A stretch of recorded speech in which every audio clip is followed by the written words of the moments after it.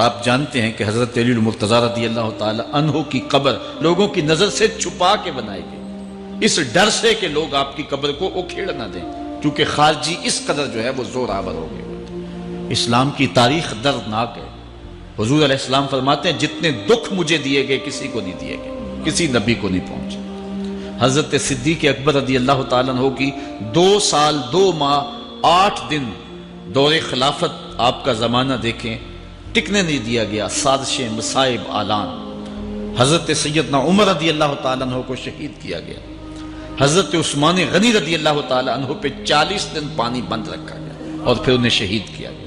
حضرت مولا کائنات شہید کیے گئے، حضرت امام حسن کو زہر دیا گیا، حضرت امام حسین کو بچوں کے سامنے ذبح کر دیا گیا، حضرت امام اعظم ابو حنیفہ کی وفات جیل میں ہوئی ہے، امام احمد بن حنبل کے بدن پہ اتنے کوڑوں کے نشان تھے کہ جب قمیض اٹھاتے تھے تو ہر جگہ کوڑوں کے نشان ہی نظر آتے تھے۔ امام مالک کو مدینے کی گلیوں میں گدھے کے اوپر بٹھا کے کالا منہ کر کے وقت کے حاکم نے پھرایا۔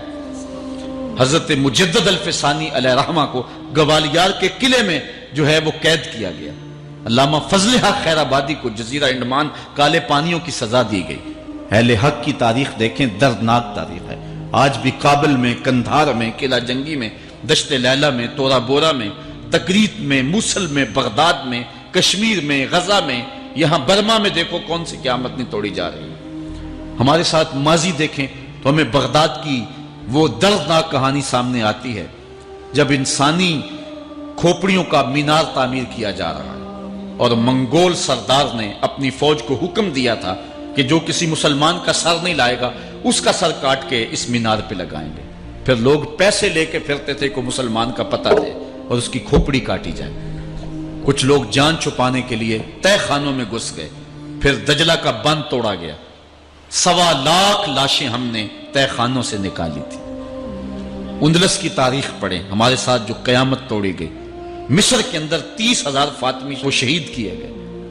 غریب و سادہ و رنگی ہے داستان حرم، نہایت اس کی حسین اور ابتدا ہے اسماعیل۔ یہ اسلام کی تاریخی درد سے، خون سے بھری پڑی ہے۔ تو حضرت مولا کائنات سیدنا علی المرتضیٰ رضی اللہ تعالی عنہ کو اس وقت اگر خدا کہنے والے بدبخت تھے تو ان کو شہید کرنے والے اور اس ڈر سے کہ ان کی قبر کو کھیڑ نہ دیا جائے خارجی اتنے زور آور ہیں تو ان کو جو ہے وہ لوگوں کی نظروں سے چھپا کر کے جو ہے وہ رکھا گیا۔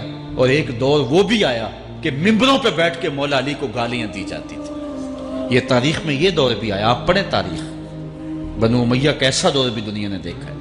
اسی لیے حضور نے فرمایا تھا من سب علی فقد سبنی، جس نے میرے علی کو گالی دی اس نے مجھے گالی دی۔ اور لوگوں نے ممبروں پہ بیٹھ کے باقاعدہ حکومت کی طرف سے یہ جو ہے وہ قانون تھا کہ تمہارا خطبہ مکمل نہیں ہوگا جب تک علی کو گالی نہیں دو گے۔ یہ لمحے بھی آئے جب اس دور میں دشمن علی موجود تھے، مبغضین موجود تھے اور افراط محبت میں رکھنے والے موجود تھے۔ تو یہ دور تو اسلام کا حضور کے دور سے 1400 سال پیچھے ہے، تو یہاں بغض رکھنے والے بھی موجود ہیں۔ اس عنوان کے ساتھ اگر عنوان چھیڑوں تو یہ لمبی گفتگو ہو جائے گی، یہ میرا موضوع نہیں ہے، لیکن اتنی بات میں کہوں گا، اللہ کا شکر ادا کرو، اللہ نے تجھے اہل بیت کے در کا بھی غلام بنایا ہے اور صحابہ کا بھی غلام بنایا ہے۔ کچھ لوگ صحابہ کا نام لے کے اہل بیت کو برا کہتے ہیں، کچھ اہل بیت کا نام لے کے صحابہ کے خلاف بکواس کرتے ہیں۔ ہمارے بزرگ فرمایا کرتے تھے صحابہ نبی کے در والے ہیں، اہل بیت نبی کے گھر والے ہیں۔ ہم کہتے ہیں گھر والوں تجھے بھی ہمارا سلام، در والوں تجھے بھی ہمارا سلام۔ ہم در والوں کو بھی سلام کرتے ہیں، گھر والوں کو بھی سلام کرتے ہیں۔ کسی نے حضور خطیب الاسلام سے پوچھا تھا کہ حضرت عائشہ افضل ہیں یا حضرت فاطمہ افضل ہیں؟ پوچھنے والے نے تو صاحبزادہ کو پھنسانا چاہا تھا، لیکن جن کے عقیدے صاف وہ پھنستے نہیں ہیں، ان کے عقیدے واضح ہوتے ہیں۔ تو حضرت صاحبزادہ نے فرمایا کہ میاں اگر دیکھو بیٹی ہونے کی حیثیت سے تو فاطمہ بیٹی ہے نبی کی اور عائشہ بیٹی ہے ابو بکر کی۔ ابو بکر کی بیٹی نبی کی بیٹی سے افضل تو نہیں ہو سکتی۔ اور اگر دیکھو بیوی ہونے کی حیثیت سے فاطمہ بیوی ہے علی کی اور عائشہ بیوی ہے نبی کی۔ علی کی بیوی نبی کی بیوی سے افضل تو نہیں ہو سکتی۔ تو یہ اپنے عقیدے کو واضح کر دیا۔ اللہ آپ کو سلامت رکھے اور حق کی راہوں کا مسافر۔ حضرت زید بن ارقم رضی اللہ تعالیٰ عنہ روایت کرتے ہیں کہ حضور نے ارشاد فرمایا من کنت مولا ہو فعلی مولا، جس کا میں مولا ہوں اس کا علی مولا ہے۔ حضرت عمران بن حسین روایت کرتے ہیں کہ حضور نے مولا کائنات سیدنا علی المرتضیٰ کے بارے میں ارشاد کیا ان علی منی وانا منہ وہو ولی کل مومن، علی مجھ سے ہے اور میں علی سے ہوں اور وہ ہر مومن کا ولی ہے۔ حضرت ام سلمہ کہتی ہیں کہ میں نے حضور سے سنا ارشاد فرماتے تھے لا یحب علی منافق ولا یبغضہ مومن، علی سے منافق پیار نہیں کرتا اور مومن بغض نہیں رکھتا۔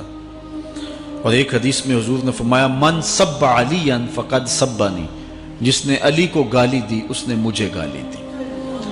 حضرت مولا کائنات رضی اللہ تعالی عنہ کے حوالے سے ایک فرمان سن لیجئے اور میں اپنے مضمون کی طرف آتا ہوں۔ حضرت مولا کائنات کی ذات کو حضور نے معیار بنایا۔ مسند امام احمد بن حنبل میں روایت ہے، مشکات میں روایت ہے، نہج البلاغہ میں اور باقی کتابوں میں کہ حضرت علی المرتضیٰ فرماتے ہیں کہ حضور نے مجھے دیکھ کر کے کہا کہ اے علی تیری مثال حضرت عیسیٰ علیہ السلام کی ہے کہ ان کی وجہ سے ان کے معاملے میں آ کے دو لوگ برباد ہوئے، ایک وہ لوگ جنہوں نے اتنی محبت کی کہ ان کو ابن اللہ، اللہ کا بیٹا کہہ دیا، وہ بھی برباد ہو گئے، اور دوسرا گروہ وہ کہ جنہوں نے ان کے ساتھ بغض رکھا اور ان کی ماں پہ تہمت لگائی، وہ بھی برباد ہو گئے۔ حضور نے یہ ارشاد کر کے فرمایا، حضرت علی فرماتے ہیں کہ حضور نے کہا یہلک فی رجلان محب مفرط یکرزنی بما لیس فی، اے علی تیرے معاملے میں بھی دو لوگ بربادی میں مبتلا ہوں گے، ایک وہ لوگ جو اتنا پیار کریں گے کہ وہ کہیں گے جو تو نہیں ہوگا، اور دوسرے ومبغض یحملہ شنآن علی ان یبہتنی، اور دوسرے وہ جو تیرے ساتھ بغض رکھیں گے اور بربادی کے راستے پہ چلیں گے۔ تو دونوں گروہ جو ہیں وہ بربادی کی راہوں کے مسافر ہو گئے۔ ایک نے محبت کی اور اس قدر محبت کی کہ وہ کہا جو حضرت علی نہیں تھے۔ حضرت مولا کائنات کے زمانے میں کچھ لوگ آپ کی دہلیز پہ آئے اور کہا یا علی انت ربنا انت خالقنا انت الہنا، اے علی تم ہمارے رب ہو، تم ہمارے خالق ہو، تم ہمارے معبود ہو۔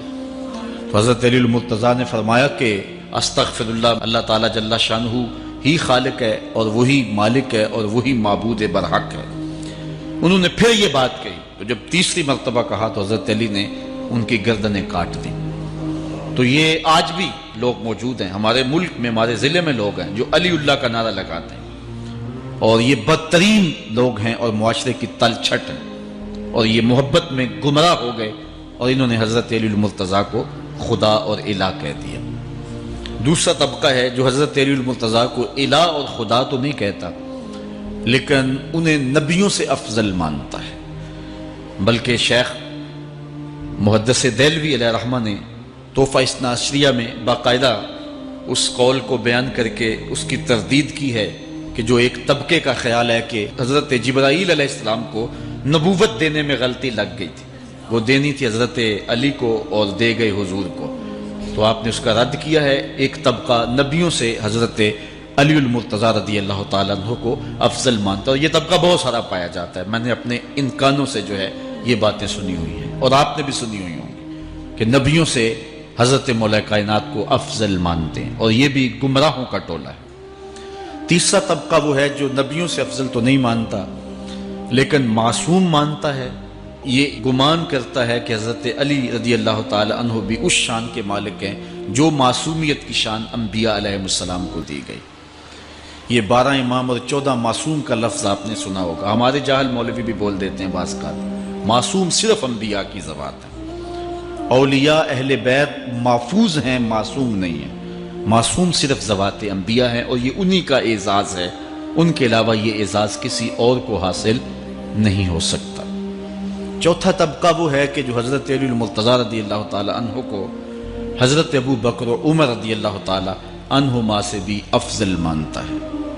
خود مولا کائنات نے فرمایا کہ جو لوگ مجھے شیخین سے افضل کہتے ہیں میں ان کے اوپر وہ حد جاری کروں گا جو ایک جھوٹے پہ جاری ہوتی ہے۔ حضرت محمد بن حنفیہ کہتے ہیں